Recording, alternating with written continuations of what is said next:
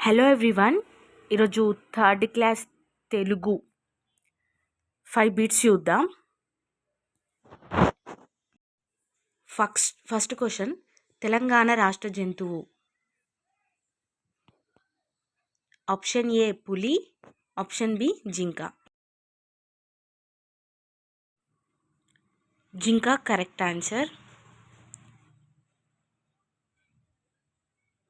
Second question, శాతవాహనుల తొలి రాజధాని ఏది? Option A Adilabad, option B కోటిలింగాలు.